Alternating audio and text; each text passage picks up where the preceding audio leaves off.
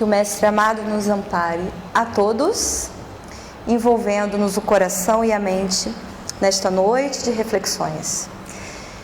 É com muita gratidão que nós estamos aqui, tendo a oportunidade de falar um pouco, de trazer algumas reflexões acerca daquilo que nós estudamos, buscamos e que tem tocado o nosso coração.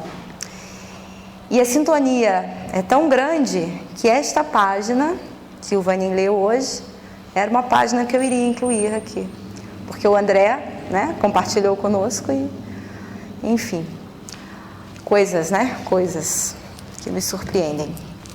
Então sejamos bem-vindos e que essas reflexões nos ajudem a pensar a nossa própria realidade, porque essa é a função, esse é o objetivo da doutrina, nos ajudar a pensar a nossa própria realidade. Então sejamos bem-vindos e que essas reflexões façam sentido para cada um de nós. E é claro que cada um aqui, com sua história, com a sua bagagem, dessa existência, de outras, os sentidos serão vários. O sentido que eu trouxe, para mim, muito especial, o coração, é um. E com certeza o sentido que cada um vai dar vai ser diferente, que tem a ver com a nossa própria história. Lembranças amargas há mais de 2000 anos. Como o Vanin já adiantou, essa exposição ela é o resultado de um projeto que aconteceu esse ano e que tem acontecido, um projeto que acontece no período do Carnaval. Tem acontecido sempre na SEAC, mas é possível que aconteça depois em outras casas, mas sempre nesse período. Esse ano o projeto ganhou um nome, chama-se Reencontro com Jesus. Um nome bastante significativo para que a gente não esqueça que o nosso modelo, o nosso guia, o nosso mestre é Jesus. Porque a doutrina nos oferece tanto material de estudo, tantas coisas, e a gente fica tão encantado quando a gente chega na doutrina, aqueles de nós que não nascemos espíritas, que nos tornamos espíritas nessa existência. E nós temos tanto material de reflexão, a doutrina fala, é uma fé raciocinada, fala direto com a nossa razão, e nós não querendo, mas muitas vezes sem querer, a gente acaba deixando um pouco de lado um aspecto fundamental da doutrina, que é o aspecto moral, ético-moral, vinculado ao aspecto religioso. E aí nós estamos falando do Cristo. Então estudar a doutrina toca a nossa razão, o nosso entendimento, claro, a fé é raciocinada. No entanto, a gente nunca pode esquecer que é fé raciocinada. Fé tem a ver com a vinculação direta com o Pai. E quem melhor do que o Mestre Jesus, o Cristo, que nos mostrou e para nos relembrar dessa ligação com o Criador. Então é sobre essas coisas que nós iremos conversar um pouquinho. Lembranças amargas. A proposta, inclusive calhando, no período da Páscoa, é para que a gente possa transitar de uma lembrança que é amarga, por vezes, para algo um pouco melhor. Mas vamos caminhando para que possamos entender. Todas as exterioridades da igreja, do templo, ligados aí, é claro, ao dogmatismo religioso, deixaram e deixam nas almas atuais, sedentas de progresso, um vazio muito amargo. É uma colocação do benfeitor Emmanuel no livro Emmanuel. E como o Vanin já falou, o Emmanuel que nós conhecemos hoje por meio dos livros Guia Espiritual do Chico Xavier, é na verdade a existência anterior dele, a existência em que ele esteve face a face com o Cristo, com o Mestre.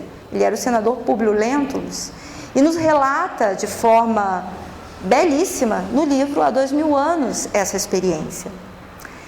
Então, nesse livro, Emmanuel, o benfeitor nos fala dessas exterioridades da igreja. Por que nós escolhemos começar por essa citação do benfeitor? Porque todos nós já transitamos e temos na nossa bagagem espiritual uma experiência com várias religiões, vários segmentos.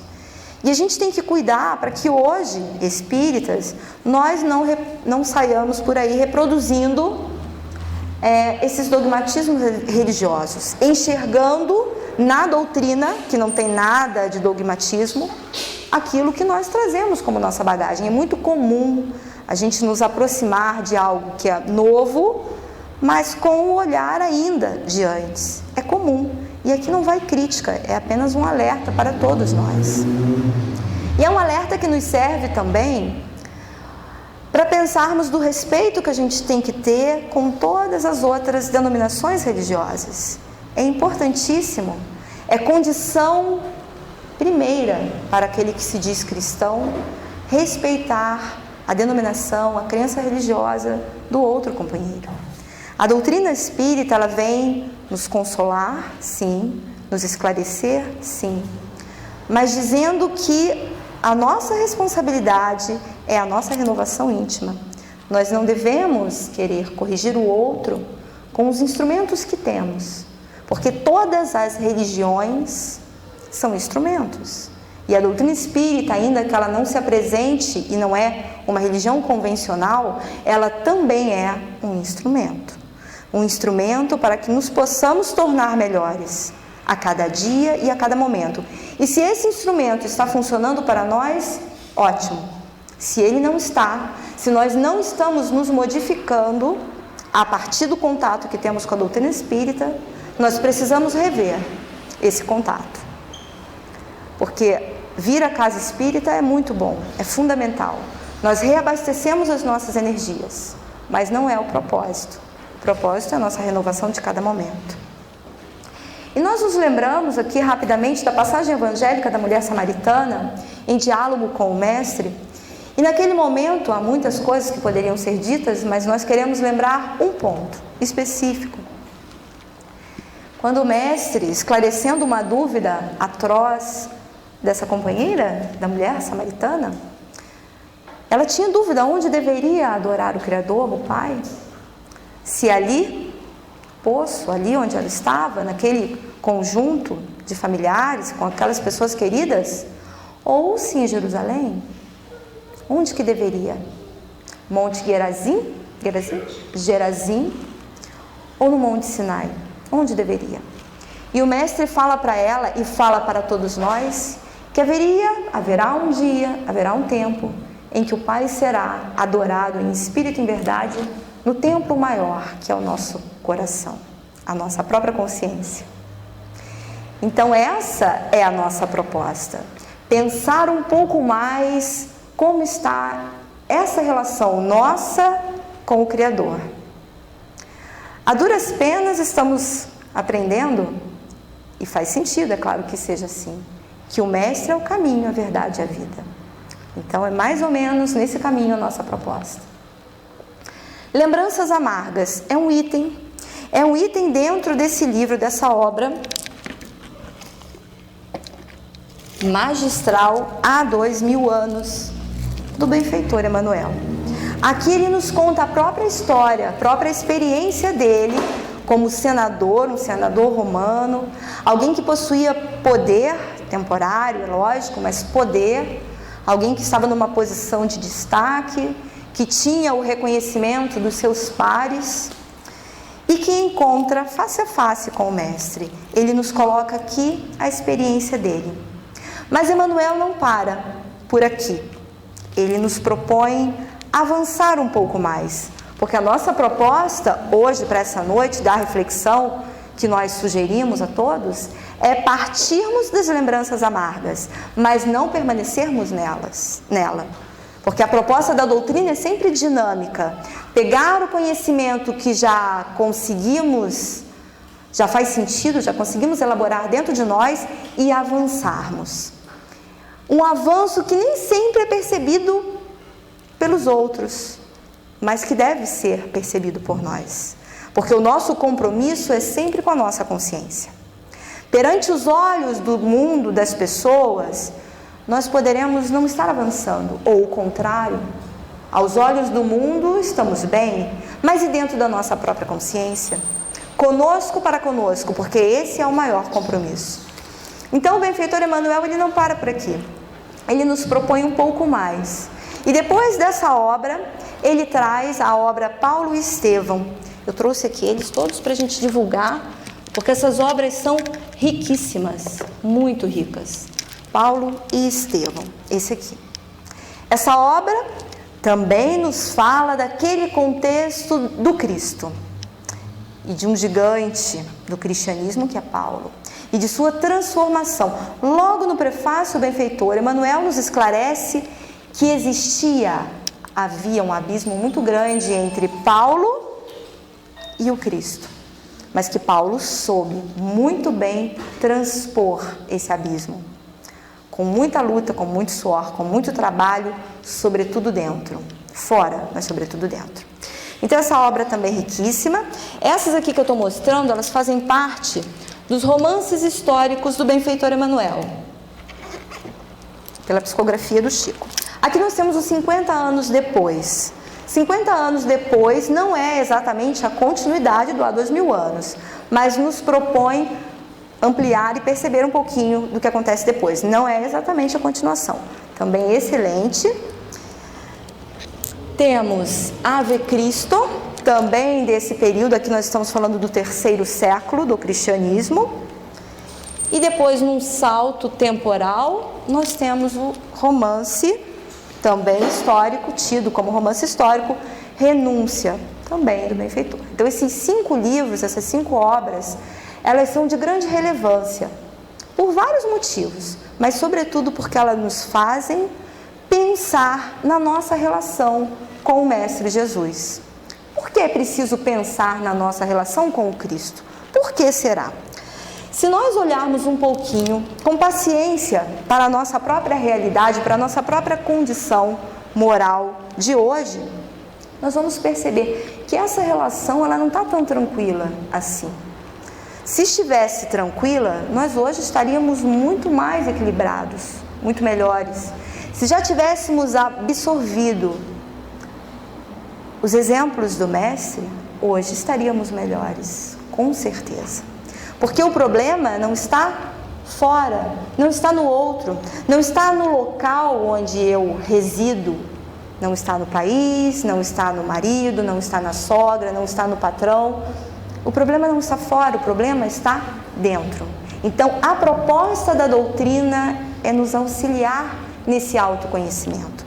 Sem nos conhecermos, não é possível avançar, porque eu não reconheço que eu preciso mudar. E aí sempre o problema vai ser o outro. Ou vai ser o governo, ou vai ser o vizinho, ou vai ser o filho, ou a sogra, ou o marido. Então a proposta da doutrina é que nós possamos nos conhecer, é que nós nos modifiquemos. E a gente está cansado de ouvir historinhas que falam disso. Tem uma muito conhecida que é aquela da nora e da sogra, que a nora queria matar a sogra. Não tem essa história contada de várias versões? E aí ela vai em busca de um feiticeiro pedindo um veneno para a sogra. Sempre a sogra, coitada, né? Nós seremos uma sogra também. Então ela pede o veneno e aí o feiticeiro passa para ela um veneno que na verdade não era veneno, mas ela acha que é. E pede que ela mude o comportamento para que ninguém soubesse que era ela que estava assassinando a sogra, gradativamente. O que acontece quando ela se modifica? O relacionamento das duas melhora. Então é uma história simples, é uma história de evangelização, mas ela é muito interessante para a gente pensar que somos nós quem precisamos modificar. O mundo de regeneração a que todos nós aspiramos, é claro que nós queremos um mundo melhor. Um mundo onde a gente possa confiar mais nas pessoas, onde a gente possa ser mais verdadeiro e saber que o outro também está sendo. Esse mundo de regeneração que alguns já vivem, ainda que estejam aqui, nesse contexto, já vivem. Vocês acham que o Chico Xavier já não vivenciava os prelúdios de um mundo de regeneração? Vocês acham que não? É possível que ele já vivenciasse isso, porque é dentro. Então, quando nós modificamos dentro de nós, nós percebemos o contexto com outro olhar. Escutávamos alguém falando, eu acho que foi o Eloy, lá na exposição, que o Cristo, quando esteve conosco, foi ele que falou, o Cristo quando esteve conosco, pessoalmente, fisicamente, porque espiritualmente ele permanece, ele é o governador do orbe, ele quando esteve fisicamente conosco, ele já trazia o reino dos céus dentro dele. Estava num contexto violento, num contexto, imaginemos, há mais de 2000 anos atrás, como que não era? Aqueles que estavam tão próximos, por vezes, estavam doidos para o trair. Não era assim com os fariseus, nas mensagens belíssimas que a gente lê da benfeitora Amélia Rodrigues? Então imagina conviver naquele período. Não era fácil. Se hoje não é, se as relações humanas hoje não são, vocês acham que há 2000 anos era? Não, não era. Então o Cristo, ele já trazia, ele traz os espíritos evoluídos, os espíritos que alcançaram um patamar maior, eles já trazem o reino dos céus dentro deles. Então essa é a proposta da doutrina, a transformação. Estamos no período da Páscoa, a transformação dentro do nosso próprio coração. Mas vamos avançar. Então, lembranças amargas é um item que está dentro dessa obra há 2000 anos. É o capítulo 9 da segunda parte. A obra é dividida em duas partes. E o capítulo 8º, nós tiramos o trecho, nós separamos um trecho que está no capítulo 8º, no finalzinho do capítulo 8º, que chama a destruição de Jerusalém. É com base nesse trechinho, que na verdade é um parágrafo, que nós vamos fazer as nossas considerações aqui. O trechinho diz assim: em meditações profundas e dolorosas, pôde então compreender o senador Públio Lentulus que Lívia, sua esposa, vivera para Deus e ele para César, recebendo ambos compensações diversas na estrada do destino. E enquanto o jugo de Jesus fora suave, leve para sua esposa, para sua mulher Lívia, seu altivo coração, referindo-se a ele mesmo, o senador, estivera preso ao terrível jugo do mundo, sepultado nas suas dores irremediáveis, sem claridades e sem esperanças. Eu não vou contar a história do livro, até mesmo para que vocês possam ler ou reler. É rica, é interessantíssima. Mas num determinado momento, já quase no final, porque é o capítulo, esse trechinho está no capítulo 8º da segunda parte, o senador Públio Lentulus, depois de passar por muitos dissabores, ter feito a escolha para servir plenamente a César, lá atrás, ele chega a essas considerações, de que ele e Lívia, ambos, Lívia, a esposa, a companheira, que morreu numa situação de entrega total, numa situação no circo, não era a época o Coliseu, era o circo máximo, eu imagino, não sei, devorada pelos leões. Lívia havia passado por muitos dissabores, muitos. Ele também, ambos. No entanto, a Lívia fez uma escolha. Olha a questão da escolha. Independe da realidade, do que está fora, porque há coisas que estão fora de nós que não nos cabe, não tem como nós modificarmos. Estão fora do nosso controle. Há questões que estão fora. Nós não podemos controlar tudo. Esse é um exercício de humildade que o tempo todo a vida nos convida, nos mostra. Nós não podemos controlar muitas situações, mas há uma que nós podemos. É a nossa escolha. Se nós vamos servir plenamente a César, ou se nós vamos nos vincular e servir ao propósito do Mestre, que exemplificou do início ao fim o reino dos céus, vivenciando aquilo que pregava. Foi coerente do início ao fim. Então o jugo de Jesus é sempre suave e leve. Jesus não prometeu nos tirar, não prometeu tirar os discípulos, não prometeu nos tirar do mundo, alertando-nos inclusive que iríamos passar por muitos dissabores, porque a partir do momento, não é uma escolha fácil, não é uma escolha fácil. Quando nós escolhemos colocar como centro da nossa vida o Pai, os propósitos do Mestre, procurando seguir os passos de Jesus, nós não teremos o aplauso de fora. É claro que não, porque o mundo ainda vive em função de César. Não se pode servir a dois senhores. Não é possível conciliar. E aqui não é uma ameaça a ninguém, é uma reflexão. Não é possível. Nós podemos ludibriar a nossa consciência. Podemos achar que estamos conseguindo conciliar e dando um jeitinho diante da lei divina. Mas a nossa consciência sempre vai nos cobrar. E de forma muito mais intensa no plano espiritual. Mas esse trecho, esse simples trecho, um trecho que na verdade é um parágrafo da obra, vai nos ajudar a pensar algumas coisas. Essas são as considerações do senador Públio Lentulus, quase ao final da sua existência, naquele momento. E aí nós perguntamos, as primeiras notícias que nós tivemos do Cristo, naquela existência, o senador teve contato, face a face com o Cristo, como já falamos aqui. E nós, quando é que nós tivemos, será, as primeiras notícias do Cristo? Aqui nós trouxemos um diálogo, na verdade é um diálogo, são duas pessoas sim, mas existem outras. Está acontecendo, está no início da obra, está acontecendo na casa de Pilatos. Pilatos recebe na casa dele Públio Lentulus, a Lívia e a filha Flávia, para um jantar, para homenageá-los, porque eles estavam chegando a Jerusalém. E aí, no meio da conversa, Sulpício, que era uma espécie de chefe da guarda, ele tinha visto o mestre. Então é pela boca dele que aquelas pessoas, aqueles romanos, começam a ouvir, tem as primeiras notícias naquela existência do mestre. E por falar de Nazaré, já ouvistes falar do seu profeta? Sim, continuou, Nazaré possui agora um profeta que vem realizando grandes coisas. Que isso, Sulpício? Pergunta Pilatos de forma irônica. Pois não sabes que dos judeus nascem profetas todos os dias? Acaso as lutas no templo de Jerusalém se verificam por outra coisa?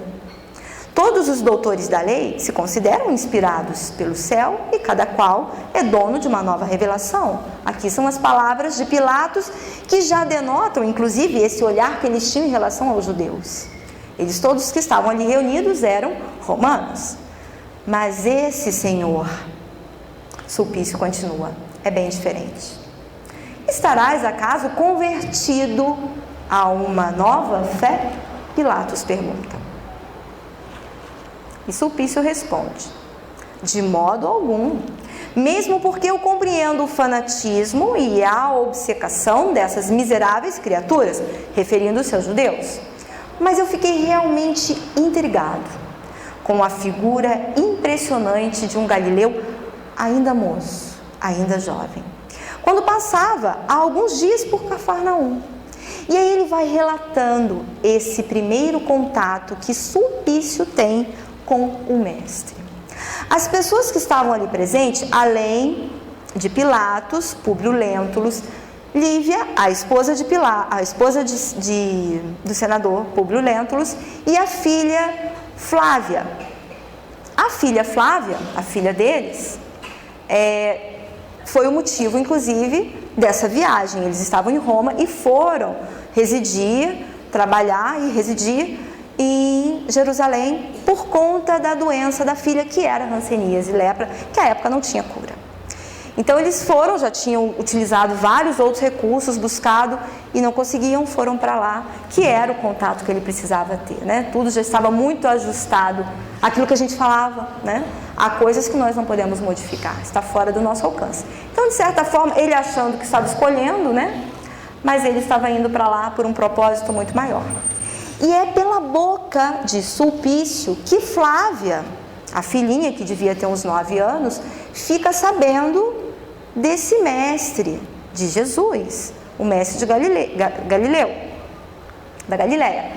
E depois, aqueles que já leram a obra ou que já ouviram falar, sabem que ela vai pedir para o pai. É a pedido de Flávia que o senador vai encontrar-se com Jesus.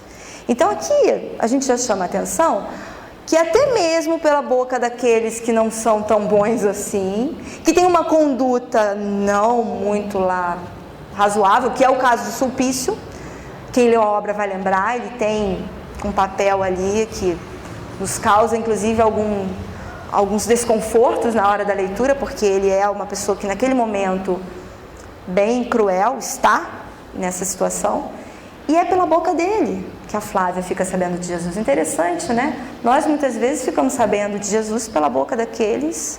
Interessante como que a dimensão da coisa, como que a espiritualidade se movimenta e se utiliza de tantos recursos, até mesmo de nós, né? Que não somos tão possíveis assim para os recursos, né? Todos irmãos. Voltando aqui, após alguns comentários das impressões pessoais que ele teve, Sulpício vai falando e Pilatos vai ficando indignado. Por quê? Pela proposta de Jesus. E olha a reação dele. Ele fala, todos irmãos, é um absurdo, que essa era a proposta do Cristo, de que todos eram irmãos. Somos.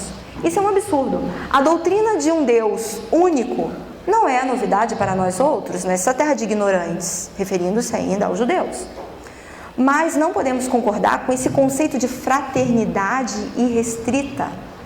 E os escravos e os vassalos do império, onde ficam as prerrogativas do patriciado?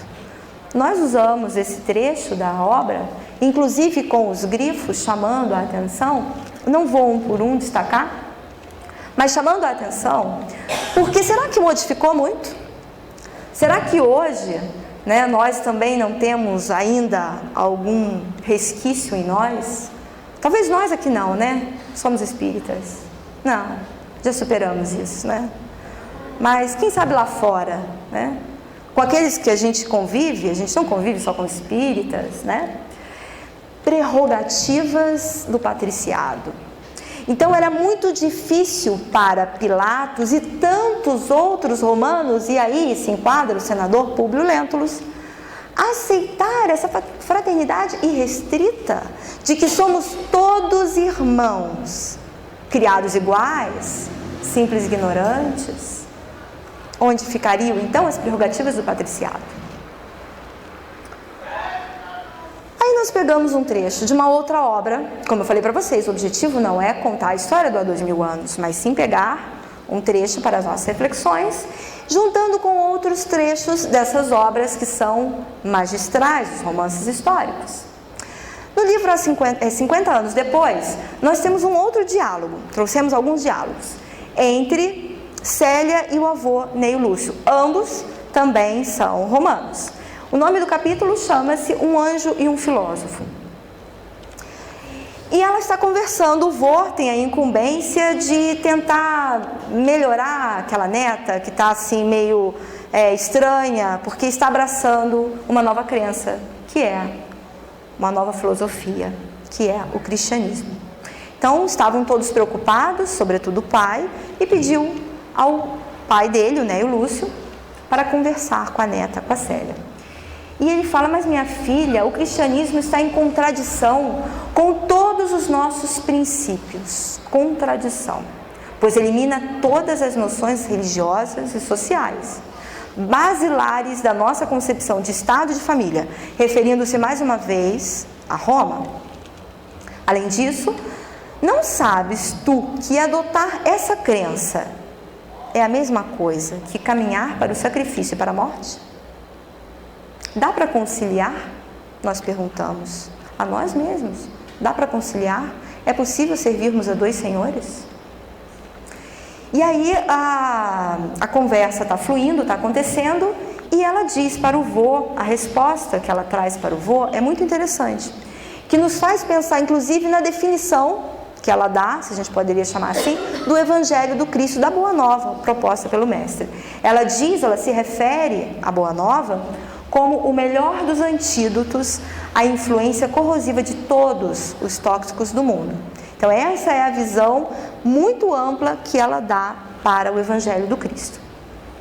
E ela diz assim, não, meu querido avô, eu não me envenenei.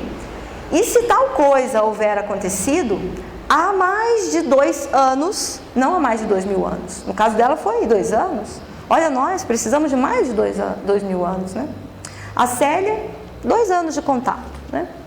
Tenho no coração o melhor dos antídotos, a influência corrosiva de todos os tóxicos do mundo. Essa colocação dela diz respeito a o avô pergunta, indaga, Se ela lendo tantas coisas, tendo contato com tantas coisas, se ela não estaria, né, se intoxicando de tantas informações e conversando porque ela fica sabendo do Evangelho pela boca dos servos, dos escravos, se ela não estaria aí variando, né? Não estaria aí equivocando-se. No entanto, a sabedoria dos céus não extermina as nossas paixões. Transforma cada uma delas. O Pai não impõe a reforma a nenhum de nós. Nos esclarece no momento oportuno. Essa colocação está lá no Boa Nova, não é Emmanuel, não consertei ali, não é. É Humberto de Campos. Humberto de Campos nos fala, num dos capítulos, eu não coloco o capítulo, mas coloco a página, que a sabedoria dos céus, ela não extermina as nossas paixões. Então, ainda que nós já tenhamos tido contato com o Mestre, de forma indireta, por meio da vivência daqueles que já entenderam a mensagem dele, estamos nos referindo aqui a Célia e ao avô, mas podemos pensar nós, na nossa caminhada milenar. Então, a sabedoria dos céus não nos violenta, permite que a gente possa transformar essas paixões. Não foi assim com Paulo de Tarso? Não foi assim com tantos de destaque que a gente fica sabendo? Então é assim conosco também. É claro que a nossa vontade prevalece. Nós temos o livre-arbítrio, então nós temos que ter a vontade firme e forte de fazer essa mudança dentro de nós mesmos, a cada dia, a cada momento, aproveitando cada oportunidade que a vida nos oferece. Porque as pessoas que estão em contato conosco, as situações da vida, cada contexto em que nós estamos naquele momento é uma oportunidade para que a gente possa avançar. Nada é à toa, aleatório. Sempre o objetivo da vida é que nós possamos aprender alguma coisa e avançar um pouco mais. Porque não seria diferente, pela lógica, pelo raciocínio, não poderia ser diferente. Há todo um planejamento, há todo um processo para que nós reencarnemos com a família certa, no contexto certo. Então seria para passar 50, 60, 70, 90 anos e nós não avançarmos? Chegarmos no plano espiritual tal qual a gente saiu de lá? Com as nossas promessas? Porque a gente sai do plano espiritual com promessa. Plenos de promessa, com vontade. Mas chegamos aqui, nos deparamos com as provas. É natural que seja assim. Vamos nos deparar com as provas. Qual seria o mérito? Se a gente chegasse aqui já tudo tivesse certinho. O nosso esforço, a nossa vontade, ela é exercitada aqui, a cada momento. E a bênção do esquecimento nos permite estar em contato, inclusive com aqueles que nós precisamos estar. Mas vamos avançando um pouco mais. Ainda pensando que a misericórdia divina não violenta o nosso livre-arbítrio, nós perguntamos, nos baseando num outro diálogo, um diálogo agora entre Paulo e Estevão, Gesiel e Saulo à época, onde nós guardamos a nossa fé. Estamos aqui, viemos para a casa espírita, viemos para a doutrina, ou já nascemos na doutrina espírita, e a qualquer momento vale a pena a gente perguntar, onde nós guardamos a nossa fé? Esse diálogo que nós vamos reproduzir um trechinho está acontecendo no Sinédrio. Saulo convoca Gesiel, Estevão, Gesiel era o nome dele anterior, para eles conversarem, para ele ser inquirido, porque ele estava representando uma ameaça. Paulo, como nós sabemos, não aceitava que o Cristo fosse colocado, inclusive, superior a Moisés. Ele era um ferrenho defensor da lei mosaica. E convida Estevão para um ambiente suntuoso, que era o ambiente do Sinédrio, para que talvez, naquele ambiente, ele recapitulasse e abdicasse daquilo que ele estava pregando, sobretudo por meio dos atos, não apenas pelas palavras, né? E ele faz aquela pergunta, né? Onde que nós guardamos a nossa fé? Gesiel pergunta. E ele vai falando, no conforto ocioso ou no trabalho produtivo de cada momento? Na bolsa do mundo ou no coração, que é o templo divino? No tabernáculo, no templo, que é o nosso próprio coração. Incentivais a revolta e quereis a paz? Explorais o próximo e falais de amor a Deus? Estevão, respondendo às indagações de Saulo, o doutor da lei. Não vos lembrais de que o Eterno não pode aceitar o louvor dos lábios quando o coração da criatura permanece dele distante? Reflexões que valem para todos nós. Viemos à casa espírita, nos beneficiamos das considerações que são feitas aqui, participamos dos grupos de estudo, nos vinculamos às tarefas, mas o trabalho maior não é esse. Esse é instrumental. Trabalhar na casa espírita, nos vincularmos aos grupos de estudo, tudo isso nos serve para que nós sejamos mais próximos dos amigos espirituais, para que eles encontrem mais acesso em nós, coração endurecido que somos, surdos, que na maioria das vezes somos, aos apelos que nos chegam a todo momento. Então esse trabalho que nós nos vinculamos também é um instrumento para que nós possamos fazer o trabalho maior, que é dentro do nosso próprio coração, na nossa atitude de cada momento. E aí não há uma testemunha fora, como nós falávamos, porque as pessoas podem não entender, podem não saber do nosso esforço. É um trabalho que cabe ser analisado na nossa própria consciência. Nós analisamos e deveremos fazer isso a cada dia, a cada momento. Por que deveremos fazer? Por que precisamos fazer essa autoanálise a cada dia, a cada momento? Para prestar contas a alguém, ao dirigente da casa, ao Vani? Não. Prestar contas à nossa própria consciência. Porque não sabemos que dia termina essa existência. Essa existência, aprendemos com a doutrina espírita, é uma experiência necessária, rica, fundamental, mas uma experiência. Deixaremos, invariavelmente, todos nós, posição, corpo físico, roupas, livros, tudo que é material, tudo isso vai ficar, inclusive a casa espírita, tudo isso vai ficar. Nós vamos desencarnar, é uma realidade, sabemos disso. E não sabemos o dia, não sabemos a hora, não sabemos em que circunstância. Quando chegarmos lá, aí a prestação de conta é maior. Também não vai ser necessariamente com alguém, não, vai ser conosco.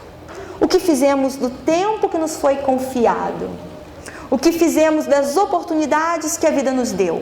E a oportunidade muitas vezes é aquela pessoa difícil, é a família. Vamos caminhando. A paz difere da violência tanto quanto a força do Cristo diverge da nossa. Porque depois que Estevão vai falando, porque foi inquirido, foi provocado pelo doutor da lei, por Saulo, depois que ele vai falando tudo aquilo que vai calando fundo, porque Saulo não era burro, é lógico que não, ele conseguia raciocinar muito bem. E tudo aquilo que Estevão falava incomodava muito, porque fazia sentido, é claro que fazia. Então ele se sente muito revoltado, porque o orgulho era enorme. Então quando a gente perde muitas vezes o argumento, o que a gente faz? A gente se utiliza da violência física, no caso de Saulo. E ele esbofeteia Estevão. E Estevão fala para ele, a paz é muito diferente da violência, tanto quanto a força do Cristo que eu estou aqui pregando e falando para você, com o meu próprio exemplo. Gesiel não estava falando só com a boca, estava falando com o exemplo. Tanto que a conversão de Saulo para Paulo, o gigante Paulo de Tarso, acontece muito antes daquele encontro com o Mestre, muito antes. Acontece naquele primeiro contato, talvez, que ele teve com Gesiel, ainda num ambiente bem simples da Casa do Caminho. Quando ele começa, as primeiras notícias que ele tem do Mestre, pela boca de Gesiel. E depois, quando Gesiel está prestes a morrer, apedrejado, porque depois de ser inquirido, ele é levado ao apedrejamento. E depois que ele está quase desencarnando, é o olhar dele de perdão que incomoda demais Paulo. Então ele fala, mas a paz difere da violência, tanto quanto a força do Cristo é muito diferente dessa força física que você conhece. Isso incomodou muito Paulo, né? Ora, Jesus não é um mestre de violências. Fazendo o link, nós trouxemos o Emmanuel, que está lá no prefácio da obra, Paulo Estevão. Ele fala que Jesus não é um mestre de violências. A vida não é de violência conosco. Todos nós estamos tendo oportunidade o tempo todo de acordar, de despertar, de modificar naquilo que nos é possível, não do impossível. O impossível a vida não cobra de nós. Nós cobramos o impossível do companheiro que convive conosco. Sabe aquele companheiro que caminha conosco? A gente cobra dele o impossível, aquilo que ele não pode fazer ainda. A gente cobra. A gente se cobra muitas vezes o impossível e deixa de fazer o possível. A vida cobra aquilo que nós já podemos modificar em nós. Então, fazendo o link, o benfeitor Emmanuel nos fala que o mestre não é um mestre de violências. Ele respeita o nosso livre-arbítrio. E nós perguntamos, qual é a força então do mestre? Qual é a força do Cristo? Sabemos qual é essa força? Será que nós já sentimos essa força? Resgatando a proposta do projeto e a proposta da doutrina para todos nós. Nós pegamos lá na introdução do livro Nosso Lar. Quem faz a introdução desse livro, o livro é psicografado por André Luiz, mas quem faz a introdução é o Emmanuel, o benfeitor Emmanuel. Como responsável pela mediunidade do Chico Xavier, ele é que faz o prefácio de muitas obras, acho que todas de André Luiz. E ele fala para nós que aqueles que colhem as espigas maduras, eles não devem ofender aqueles que plantam à distância, nem perturbar a lavoura que está verde, que está ainda em flor. Isso serve para nós pensarmos o quê? Que a gente não pode cobrar mesmo do outro aquilo que o outro ainda não pode fazer. Assim como os benfeitores respeitam aquilo que nós já podemos fazer, aquilo que a gente já pode avançar e caminhar. Então, a proposta da doutrina, como nós já falamos disso aqui, é a renovação de cada um de nós. Então, a gente não deveria gastar tempo e energia em saber se o outro está melhorando, se está modificando, porque isso aí não nos leva a nada, nós estamos perdendo tempo. E saberemos que vamos prestar conta. Quando chegarmos no plano espiritual, a nossa consciência vai nos dizer o que fizemos do tempo que nos foi concedido. Aí a gente vai responder, ué, mas eu gastei policiando se o Vaninho tinha modificado mesmo. Eu gastei vigiando a minha amiga se ela realmente modificou, se ela prega tudo aquilo que ela fala. Mas isso aí não sou um fiscal da lei? Não, não somos. Não devemos tomar essa postura. Devemos ser fiscal de nós mesmos. Em meditações profundas e dolorosas, pôde então o senador Públio Lentulus compreender que Lívia vivera para Deus e ele para César, recebendo cada qual compensações muito diversas na estrada do destino. E enquanto o jugo de Jesus, que é sempre suave e leve, e assim o foi para Lívia, seu altivo coração estivera preso ao terrível jugo do mundo, sepultado nas suas dores irremediáveis, sem claridades e sem esperanças. Esta reflexão, repetimos pouquíssimas palavras, nos serve para pensar: será que nós estamos gastando toda a nossa energia apenas para atender os compromissos de César, apenas servindo a César, trazendo para o nosso culto, para o centro das nossas vidas, Mamon? Ou será que nós já conseguimos fazer o movimento de seguir o Mestre, procurando nos despojar do nosso orgulho, da prepotência e do nosso egoísmo? Será? Que o Mestre ilumine o coração de cada um de nós e nos fortaleça no nosso processo de renovação íntima. Muito obrigada pela paciência.